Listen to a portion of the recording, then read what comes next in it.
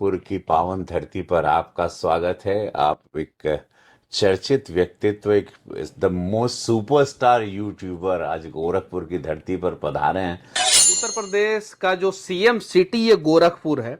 यहाँ पे 40,000 CCTV camera लगा हुआ है। क्या ये बात सही है? पूरा शहर सीसीटीवी की नजरों में कैद है, तो कोई भी अपराध या अपराधी यहाँ से बच के नहीं जा सकता। आपने अपने संसदीय कार्यकाल के दौरान 30,000 करोड़ रुपया जो है गोरखपुर के विकास पे खर्च किया है। तो फिल्मों के बारे में तो अक्सर आप बताते रहते हैं। आप ये बताइए कि वो 30,000 करोड़ रुपया से गोरखपुर में हुआ क्या है? इंडस्ट्रियल एरिया और बड़ी बड़ी इंडस्ट्री यहाँ के सेटअप हो रही है। यहाँ सबसे बड़ी फिल्म सिटी जेवर में बन रही है। भोजपुरी फिल्म सिटी बनने जा रही है गोरखपुर में। सबसे बड़ा एयरपोर्ट हम 42 एकड़ का अब यहाँ बनाने जा रहे हैं। मोदी योगी बीच में जब अमित शाह आ जाते हैं तो कुछ खटपिट होना शुरू हो जाता है, बवाल विवाद और बहुत सारी चीजें मीडिया में आती है। अब हमें नहीं पता है कि क्या होता है क्या नहीं होता है, लेकिन मोदी योगी के बीच में अमित शाह जब आते हैं तो ऐसा मैसेज सर्कुलेट क्यों होता है कि दोनों के बीच का संबंध अच्छा नहीं है। योगी जी बहुत काबिल हैं। योगी जी देश के सबसे प्रमुख और सबसे प्रख्यात मुख्यमंत्री हैं और योगी जी बहुत बढ़िया से उत्तर प्रदेश। राम मंदिर के लहर पे जो है पूरा देश सवार था। साउथ में भी भारतीय जनता पार्टी का परफॉर्मेंस अच्छा रहा है, वोट परसेंटेज बढ़ा है। यहां तक कि बंगाल में सीटें घट गई लेकिन वोट परसेंटेज बढ़ गया पश्चिम बंगाल में।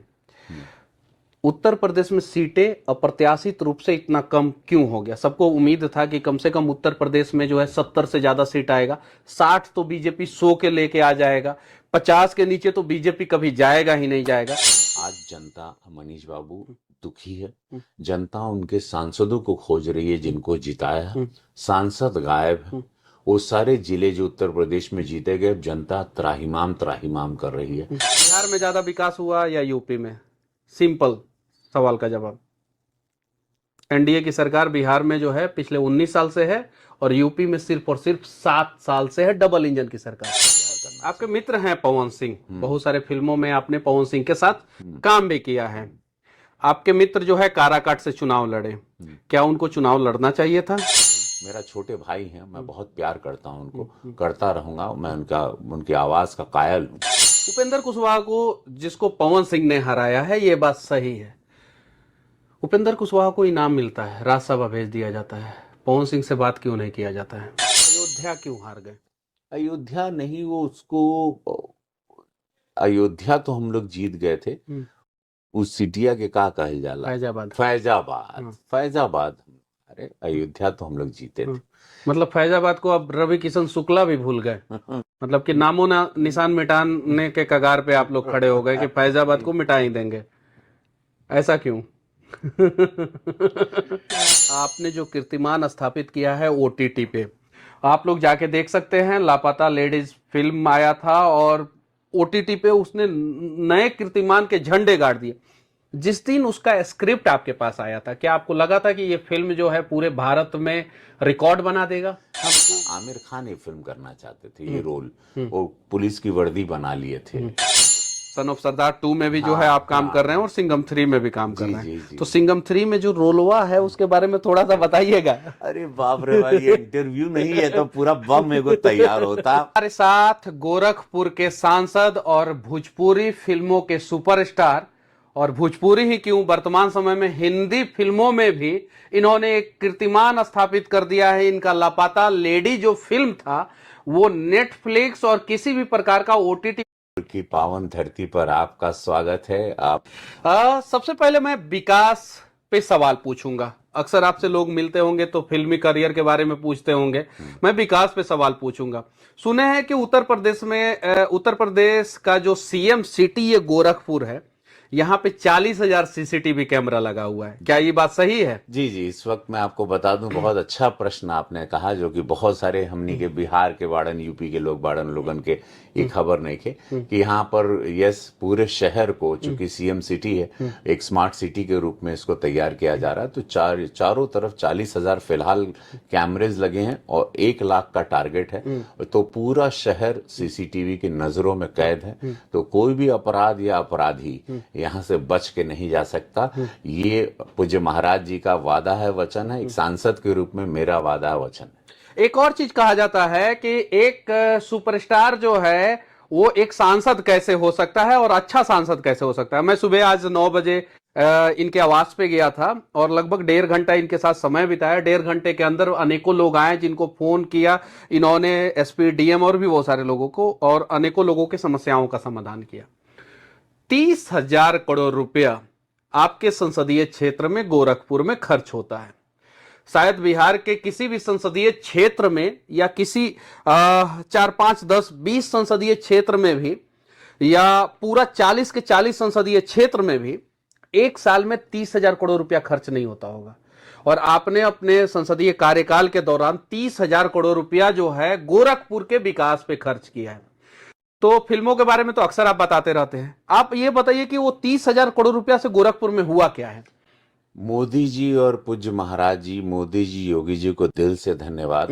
मोदी योगी जी की सरकार, डबल इंजन की सरकार ने एम्स, प्रधानमंत्री जी ने फर्टिलाइजर, चीनी कारखाना, 4 लेन, 6 लेन, गीडा इंडस्ट्रियल एरिया, अनगिनत सुविधाएं, गांव देहात, गरीब किसान, प्रधानमंत्री आवास, मुख्यमंत्री आवास।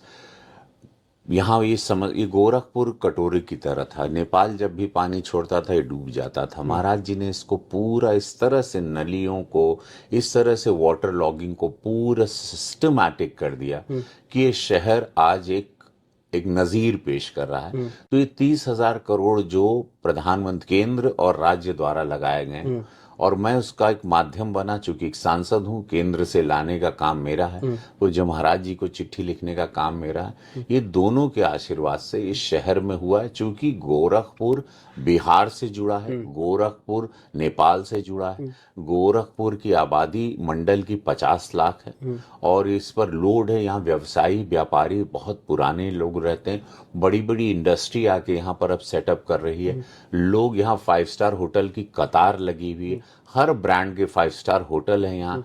16 जहाज चलती हैं गोरखपुर से। 16 जहाज, बहुत कम लोगों को पता है कि पूरे देश में 16 जहाज ऑपरेट होती हैं वह गोरखपुर से। तो वो हिसाब से इस शहर की जरूरत थी और इस शहर की जरूरतों को पूरा करने में इतना पैसा लगा। अच्छा, इतना पैसा लगा, आपने क्रेडिट योगी जी को दिया, मोदी जी को दिया। एक उपचुनाव भी हुआ था गोरखपुर में 2017 में। उस समय भी योगी जी और मोदी जी ने धुआंधार चुनाव प्रचार किया था, खूब प्रचार किया था। पूरा भारतीय जनता पार्टी के स्टार प्रचारक जो है गोरखपुर में उतर गए थे। उस समय गोरखपुर सीट बीजेपी लूज कर गई थी, जो मंदिर का सीट है बीजेपी हार गई थी। हारे हुए सीट पे जो है 2019 में आपका जब नाम आया पहली बार, तो लोगों ने कहा कि फिर से गोरखपुर जो है बीजेपी हारने वाली है। लोगों ने जो कहा, मीडिया में जो चला, वो मैं बात बता रहा हूं। तो ये योगी जी का पावर था, मोदी जी का पावर था, या आपका भोजपुरी सिनेमा वाला स्टारडम था? क्या था? कैसे 2019 का चुनाव आप जीते? भोलेनाथ की कृपा, गुरु गोरक्षनाथ महाराज की कृपा रही। मोदी योगी जी के नाम पर हम, महाराज जी की सीट है, मंदिर की सीट है, यह नाम पर हम मनीष। तो कहा नहीं 2017 में कैंडिडेट जीत गया मोदी जी योगी जी के नाम पे? तो ये भोजपुरिया समाज भी आशीर्वाद दिया। हाँ। देखा, ये बात तो सही बात कि हाँ। भोजपुरिया समाज हमको बहुत प्यार करता है। वो यही समाज ने मैं अंधेरे में रहने वाला, पाताल में रहने वाला एक गरीब ब्राह्मण के लड़के को समाज ने बनाया। जहां हमको सब लोग नकार दिए थे, यही समाज हमको स्वीकार, यही समाज आज हमको बनाया। ये समाज के मैं कृपा बहुत मानता हूं कि 19 के चुनाव में ये समाज ने मेरा बहुत आशीर्वाद। फिर 24 के चुनाव में भी यही समाज आके फिर खड़ा हो गया, जहां पे एक झूठ की आंधी, अगर हमारे अगल बगल की सब सीटें हम लोग हार रहे थे, ये समाज फिर खड़ा हो गया हमको बचाने की।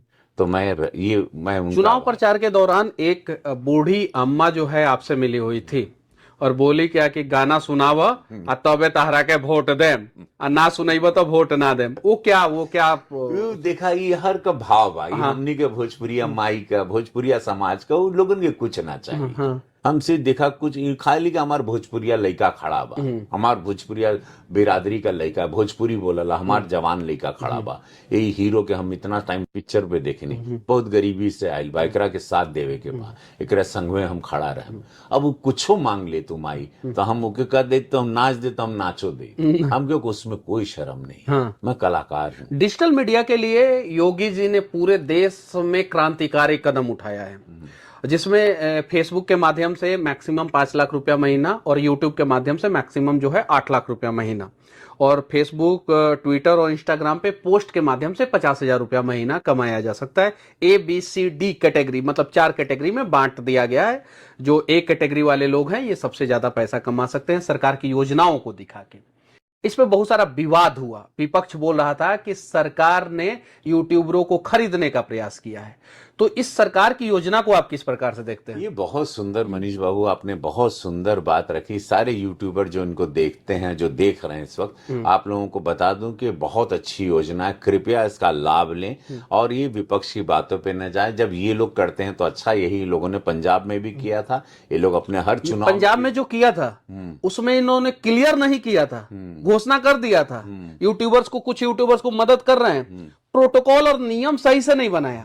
राजस्थान में भी किया, नियम नहीं बनाया, और योगी जी ने साफ सुथरा सबके लिए नियम बना दिया। तो इन लोगों को बुरा लग गया। इनको इंफॉर्मेशन का एक बजट होता है, वो हम जो प्रिंट में भी जाता है, इलेक्ट्रॉनिक्स में भी जाता है, पूरे भारत की हर पार्टी लड़ती है, सबका एक बजट होता है, उसमें जाता है, ये उसी के माध्यम से। लेकिन इसमें महाराज जी के जो सोच मैं जानता हूँ, इसमें हमारे गरीब भोजपुरिया लोग, हमारे पूर्वांचल के बच्चे, बिहार के बच्चे, यूपी के बच्चे, किसी भी प्रदेश के बच्चे यहाँ आके काम कर सकते हैं।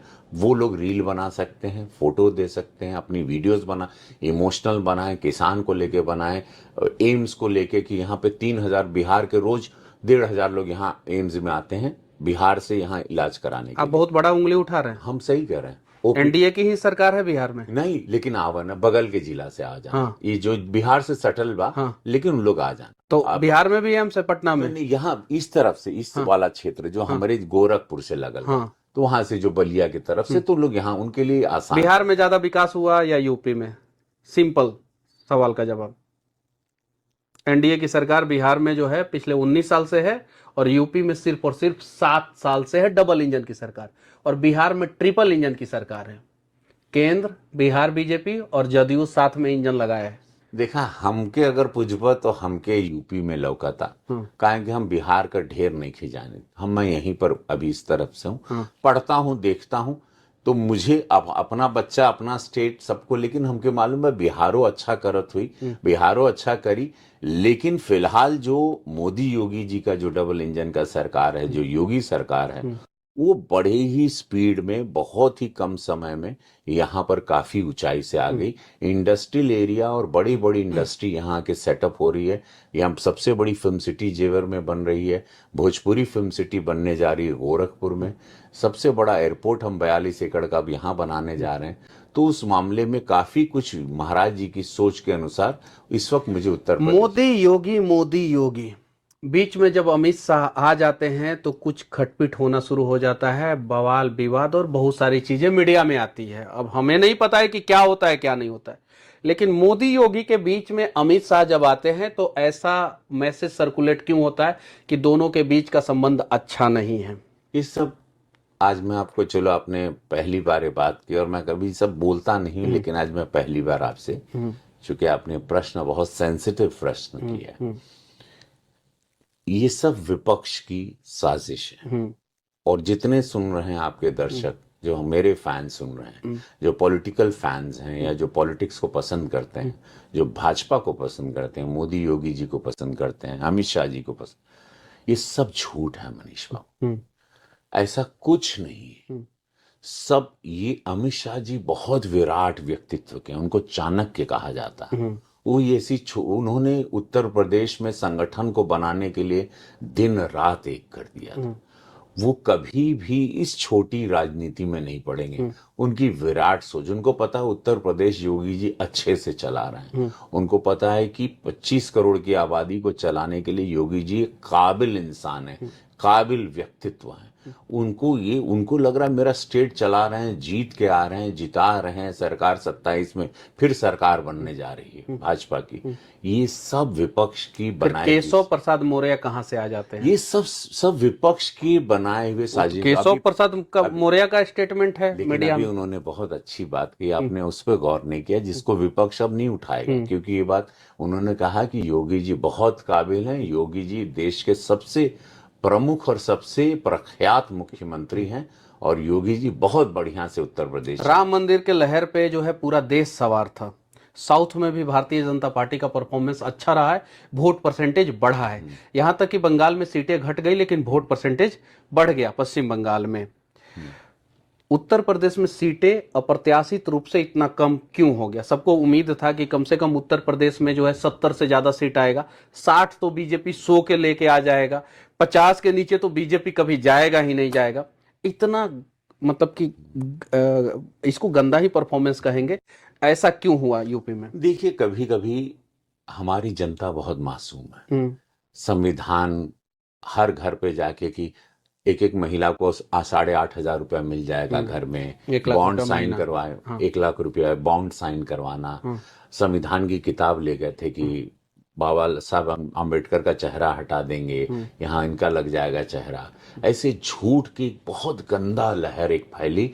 इन्होंने एनजीओज इनके घूमने लगे थे, साइलेंटली काम करने लगे थे 3 महीने पहले से, जहां का हम लोगों को आभास नहीं हुआ। लेकिन आज जनता, मनीष बाबू, दुखी है।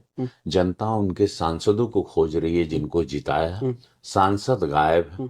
वो सारे जिले जो उत्तर प्रदेश में जीते गए, जनता त्राहिमाम त्राहिमाम कर रही है कि हमारे भाजपा के कार्य में हमारा भाजपा का सांसद मिलता था, कार्य होते थे। यहाँ ना तो राज्य में उनकी सरकार है सपा की, ना केंद्र में उनकी सरकार है। हमारे काम सब रुक गए हैं। अयोध्या क्यों हार गए?